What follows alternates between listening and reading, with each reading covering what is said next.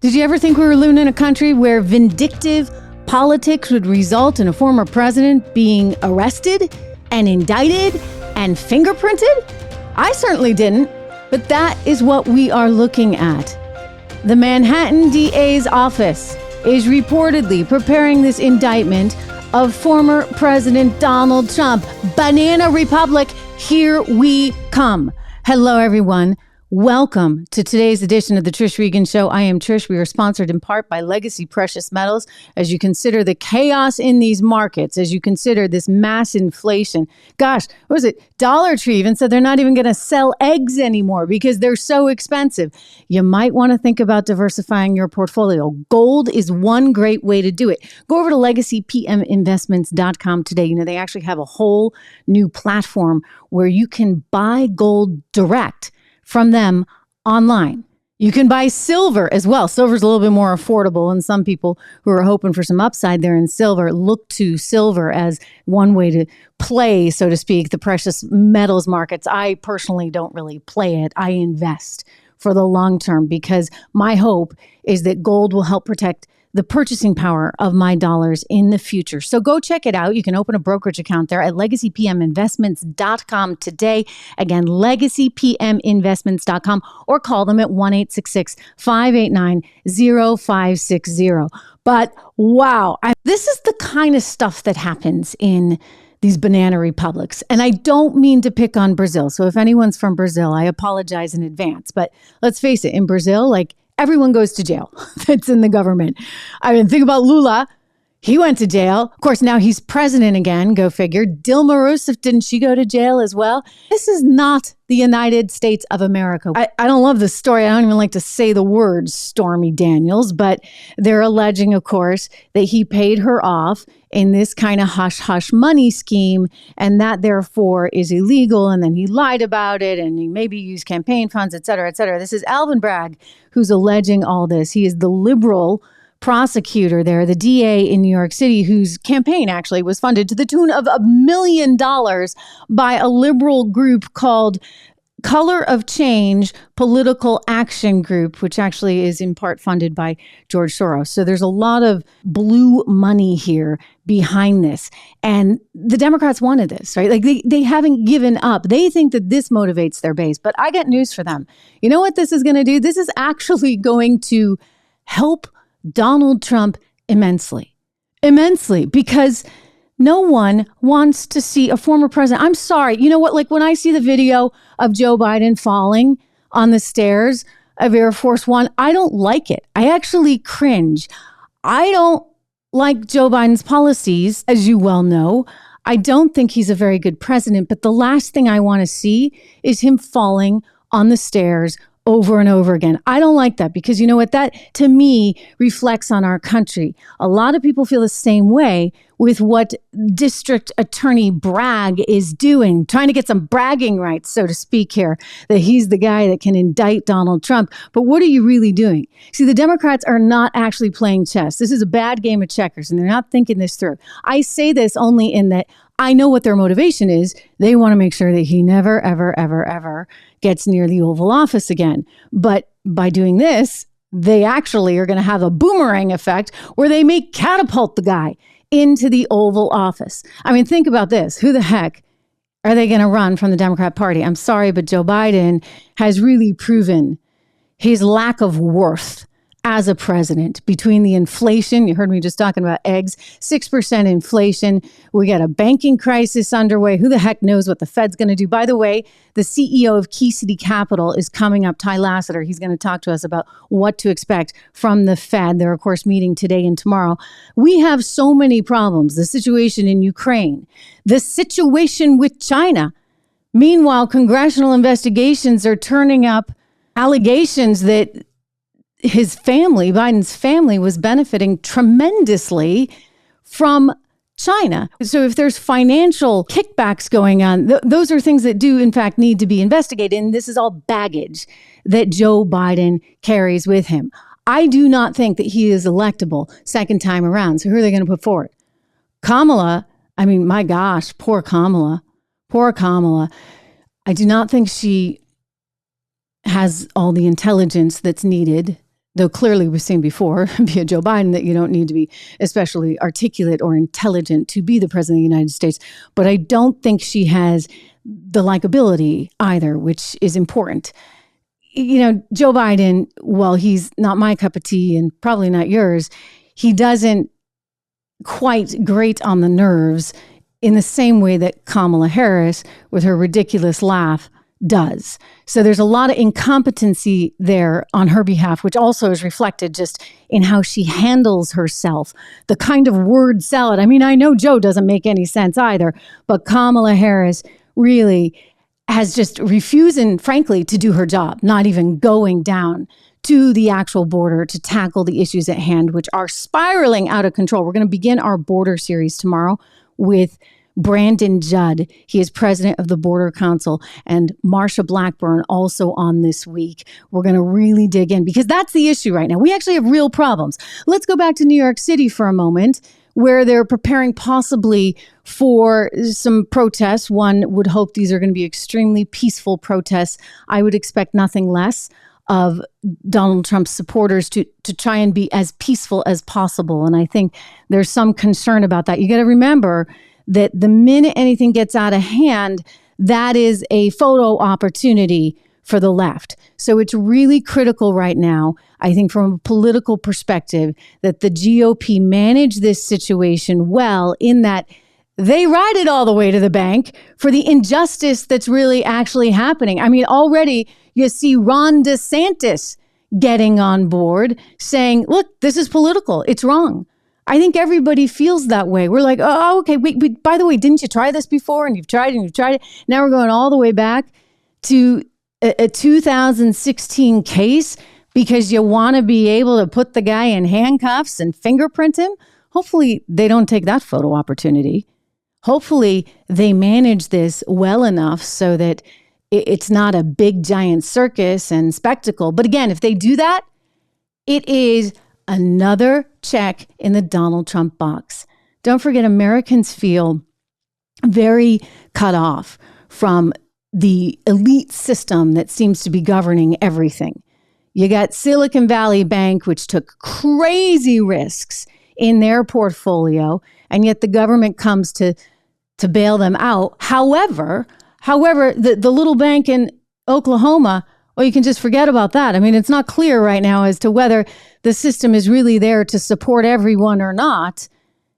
And a lot of folks are worried about this digital dollar, where Big Brother, the big government, is going to be watching every single thing that you spend. There's so much wrong with our country right now. And the fact that they're going to double down on going after Donald Trump, that's not going to sit well, or play in Peoria, as they say. In fact, if you look at the poll numbers, look at what happened during the FBI raid on Donald Trump's Mar-a-Lago. They raided his property, and they had all kinds of cameras there to do it. And you know what happened?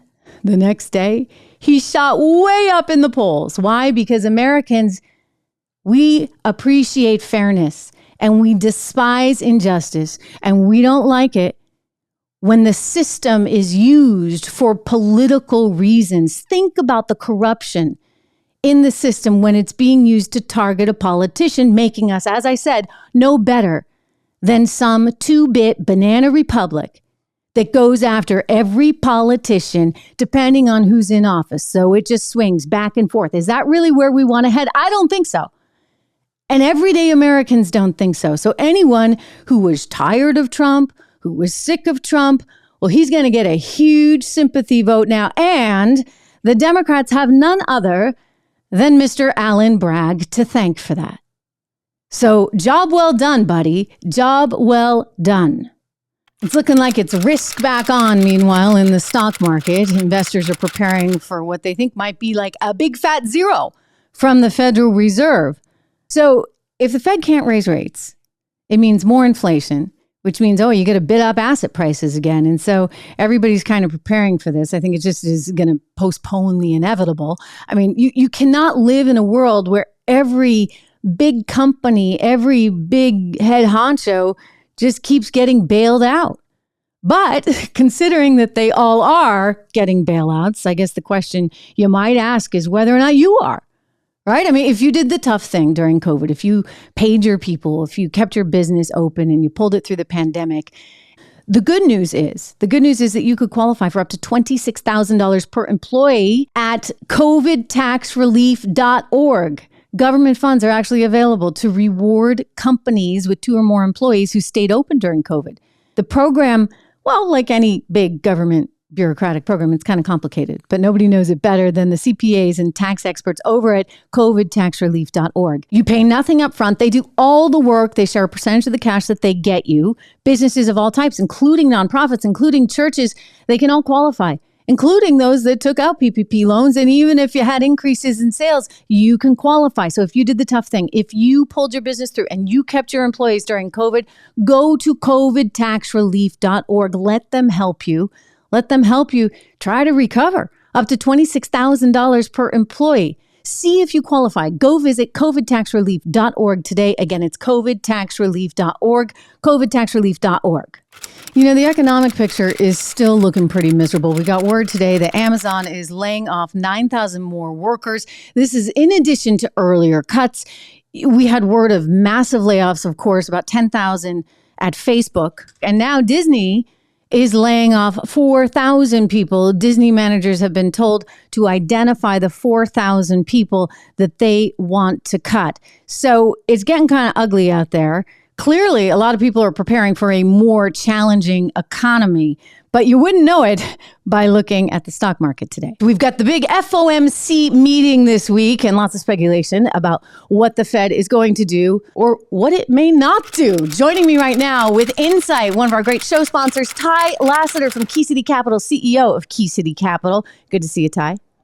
Always good to see you, Trish. Wow. All right. So I'm looking at the market. Do investors actually think that the Fed might not do anything? Well, I think that's heavy speculation that they're not going to do anything. So I think what we're going to end up seeing is just a number of continued slow increases. Inflation is inflation, and 6% is high, but I think 2% is too low given where we are with jobs right now. We've got a strong jobs market, and I think... So you think they're like way too aspirational? Like forget the 2%. Like it's just not going to happen. Maybe in another decade. What would you shoot for, 3 or 4? I think low threes. I think low threes is reasonable. If they do nothing, and we'll see if that's in fact the case because they're so freaked out over this whole banking crisis, then you're probably still going to be looking, I think, at upwards of 6% for the foreseeable future. So maybe it is a matter of like just readjusting one's expectations in light of all this. The Fed is, if they don't move, is going to make some investors really, really, really happy, right? Because it's like risk on, game on. The sugar high continues. I guess, Ty, I just wonder, like, how long can that really be sustained? Like, is it real or is it just an artificial sugar high that's going to come back to bite us in a big way? I definitely think it's going to come back to bite us. And I think what's going to happen is at some point they're going to have to make a big move. Mm-hmm. And the minute they do, it's going to create mass waves throughout the market, I think. Yeah, I hear you. Let me turn to your business for a little bit because you invest in real estate. KeyCity Capital is, as I describe it, I mean, you're better off describing your business than me, but it's sort of like a private equity vehicle for people who want to invest in real estate, don't want to have to actually do it themselves. I told you my story about my home on Lake Winnipesaukee with the 13 broken pipes. I'm like, yeah, this is not for me. I can't be a, little mini real estate tycoon. So this is a way for people to say, put their capital to work and have a management company, the company that's running the whole aspect of this. And this is what you guys do with all these thousands of rental units. What happens if the Fed continues leaving rates unchanged? And I'm just wondering how you navigate that space. Yeah, it does. I think you bring up a really interesting point in that when I started out, we were really small using our own capital. And what you find is scale equals leverage. And really, you need to have 500 to 1,000 units in an individual portfolio in order to have scale enough to have a outsourced property management company even look at you seriously. You can outsource 20 individual units. We have a lot of investors that built their own portfolio. They had 20 units, and then they find out that they were the lowest priority of their property management company, and they never got anything accomplished. And so they end up investing with us, and we outperform their individual investments. But that's because we have nearly 5,000 units. And so we have a full-fledged team focusing on every aspect of the business. And what you see, though, in a market like what we're facing is it may not necessarily be the time to sell to hit top market value. But this is exactly why I got into cash flowing rental real estate. If you're playing the market and trying to flip a house and sell a house or sell a property, and the market does what it's doing today, you're not going to get top market value because an investor looking to buy doesn't want to come in at an 8% interest. And what we're doing, we are still buying, but we're doing a bunch of assumptions. So we buy an asset and we leave the debt in place that the previous owner has. And so we're still acquiring at 3% interest. Oh, that's smart. That's smart. Yeah, if you have the opportunity to do that. They're willing to pay more for rent now, though. So you see a change in the tenant base. Yeah, it's a very interesting business and a very interesting business model.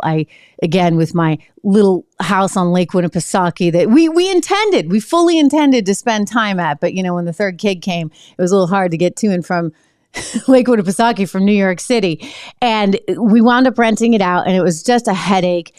And you realize that is a profession onto itself. And if you really actually want to do that and make that kind of monthly income off of a property, you do have to have that scale. It's really important. And the other thing is you don't want to sell it. I'll just quickly mention to the viewers that I sold that at probably, like a $50,000 loss after holding it for 8 years. I was ready to give it to someone at the end because I was like, I can't deal with these broken pipes anymore. But today, like 10 years after the fact, it's worth 3 times what I sold it for. So it's also just a matter of, do you have the patience? Do you really, because if you hold on to these assets and if you don't look at them and you say it goes up and down and I don't care, as long as I am getting my value every month out of it, the rents every month, the cash flow every month, then that's what makes sense. You buy real estate and hold. I think that's exactly what you do. You have to buy real estate and hold. And typically, over a 5-year period, I plan to double my money in our real estate holdings every 5 to 7 years. Wow. But you've got to be able to afford to hold the real estate for that long. And so cash flow can do that. Obviously, you're going to run into problems. Market can go up and down, up and down. Broken pipes, you name it. You're gonna run into problems. So you've got to be able to hold course and see the end goal and commit to the end goal, and you'll do okay. Yeah, no, that makes all the sense in the world. And at the time, I really didn't want to be a property manager. I wanted to do other things with my spare time. Exactly. You're really good at what you do. Hey, if someone is interested in investing with you guys and being part of this real estate portfolio, how do they get in touch? It's easy. KeyCityCapital.com/Trish. Aha. KeyCityCapital.com/TRISH. All right. And they can call you as well. Go check it out. KeyCityCapital.com/Trish. Call Ty and his team. See if it makes sense for you. Worth looking at everything these days. I'm all about diversification. Ty Lasater, CEO of KeyCity Capital. Thank you so much for your time today. We'll see what this Fed does. Thank you, Trish.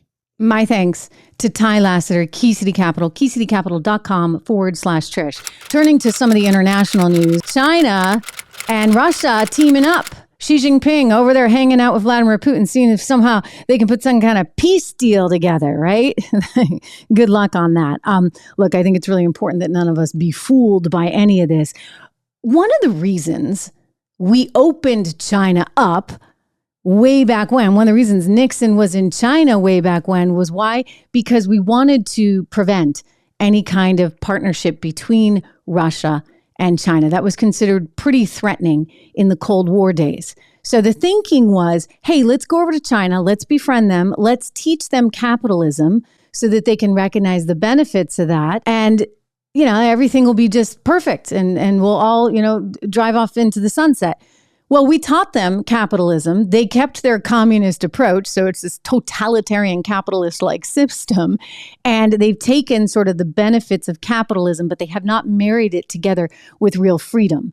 So in my estimation, they're not fully a capitalist system because a real capitalist system doesn't have the government picking the winners and losers. Nonetheless, there was a reason we did this, right? There was a method to the madness. And the alarming thing now is that we're now right back where we started. Now we're worried about China and Russia teaming up again. And that's awfully concerning. There is an effort underway, I think, on their part to ensure that the U.S. is no longer the world's reserve currency. You heard my show just the other day. I was speaking with Gordon Chang about what China fears the most, and it may be that we inflate our way out of debt. I don't think we're intentionally doing that on the inflation, by the way. I mean, I wish there was some intent behind some things that we do. We have a year-long plan, a 6-month plan, a 2-year plan, maybe a 4-year plan at most, whereas China has that 100-year plan.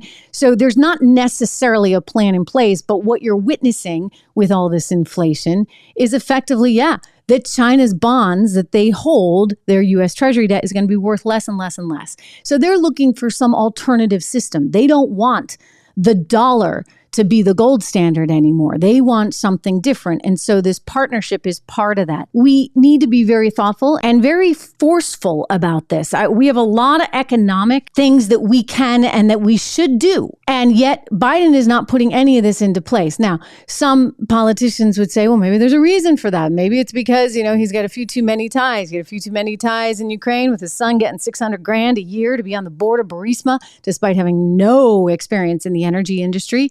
His son also had some pretty strong ties, and other members of the family, with some Chinese companies. I don't know about any of that. I do think it should be investigated because it's peculiar how much money the family has seemingly made with Joe not really having any kind of means to support himself in that lifestyle other than a book that he did. So I think there are questions, but right now we need to be more forceful with China so that we stay. This is important. We need to stay as the hegemonic power in the world, in that we need to be the financial engine of the world. That's critical. Just for fun, Taylor Swift. What happened? I used to love her. Taylor Swift just embodied Americana in some ways, right? You think back to her early albums. I remember hearing them. One of my friends, when I used to work at CNBC, an anchor over there, was like really into country music. And he said, you got to hear this girl. Like, she's amazing. She's just a kid. She's incredible. And she writes her own stuff and she plays the guitar. And it was awesome.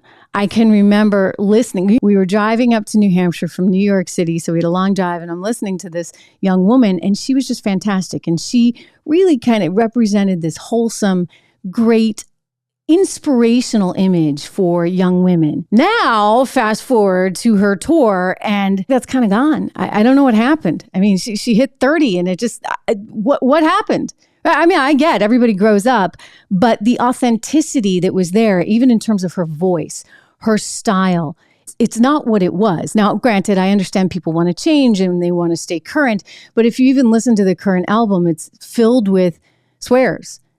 Why? Like, why does she have to do that? I guess there's a need for attention.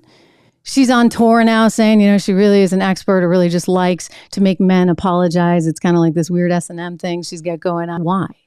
Like, you're talented. You're great. Young women love you, and you can continue that and be an inspiration to people. I don't see why we have to just go down in the gutter and be like everyone else. Why not be different? Anyway, she's, trying to publicize her tour and all that good stuff. She's getting a little publicity from Elon Musk because Elon Musk has started sort of interacting with her on Twitter. And he said some kind of, sort of strange things because, he's Elon Musk. And the Swifties are really mad. They're like, stay away from Taylor because they think that maybe he sort of likes her. Somebody was saying, if you were to criticize her, if you were to disagree with her, the internet may just cancel you. And so he replied, quote, her limbic resonance skill is exceptional. So people are like, what is he talking about? Her limbic resonance skill is exceptional. Well, limbic resonance is actually the notion of a person's capability or capacity for sharing deep emotional states based on the brain's limbic system. And let's face it, Taylor Swift does do a whole lot of sharing. Although interestingly, apparently not with her current boyfriend that she's had for a while. Like she hasn't written any songs about him, but she has been very prolific, shall we say, in her sharing. The other one that he responded to was actually a tweet from Taylor Swift's official account. Maybe he's trying to get her to tweet more, right? As opposed to just having the press people do it. Anyway, there were like 4 images of her on stage, and he replied with a cigarette emoji, implying that she is smoking. She's smoking hot. Anyway, the Swifties got all after him for that and told him he should go to horny jail. You stay away from her, one of them wrote. Elon Musk better leave Taylor Swift alone. All right, well, there's a new study that just came out on happiness and the countries that are most happy. Obviously, Ukraine's not really up there on the list, nor is Afghanistan. But you know who got number 1? Finland. The Finnish people are like super happy. I'm glad for Finland. There's another study. I'm doing a happiness thing here because there's another study that came out. I think I told you about this the other day on marriage. And people that are married tend to be happier. Well, I can also tell you this. People who have dogs, we tend to be happier as well. You know, how can I not smile when I see this cute little guy? When I come home and I see this little smiling face, and you know he's got a terrific smiling little face. When I see him, I can't not help but smile. And he loves me no matter what. No matter what. Like that unconditional love, there's something super special about that. That's why I say everybody should have a dog. This little guy, he goes with me a lot of places. He was running errands with me the other day. I just put him right in my purse. I love him. His name is Fluffy. And because he's so wonderful to me, and so incredible to me, I want to make sure I'm doing everything I can for him. So part of that is making sure he has the right diet, the right nutrients to live a long, healthy, happy life. And it's why I've teamed up with Dr. Dennis Black. He's a naturopathic doctor who cares passionately about dogs' health, as do I. He's created something called Rough Greens that's a supplement that I just put on top of Fluffy's food every night. I just sprinkle a little bit on top. He loves it. He just gobbles the stuff up. I feel great. I know he's getting all the nutrients he needs. And it's so critical for his diet that he gets this. Well, you can get a free jumpstart trial of Rough Greens as well. All you have to do is go to roughgreens.com/Trish, sign up, just cover the shipping costs. It'll come to your house in a couple of business days, and you see how your dog responds. I know they're going to love it. Fluffy certainly does. And let me know. Leave a comment. I always love to see, by the way, dog pictures. So make sure you send me one on Facebook or on my YouTube channel. Make sure if you have not, there we go again. I forgot to tell you to subscribe. So make sure you subscribe to this channel. Make sure you subscribe to the full audio podcast. We have quite a week in front of us. Really shameful what's going on politically in this country right now. There's no excuse for it. I'm just disgusted by all of it, as I imagine so many Americans will be, half the country. So lots going on. We're going to continue the discussion. I have a week-long border series. We're going to dig into the real issues that matter. Forget the circus for just a minute, okay? Because we actually have real problems in America. So join me for that, and I'll see you tomorrow.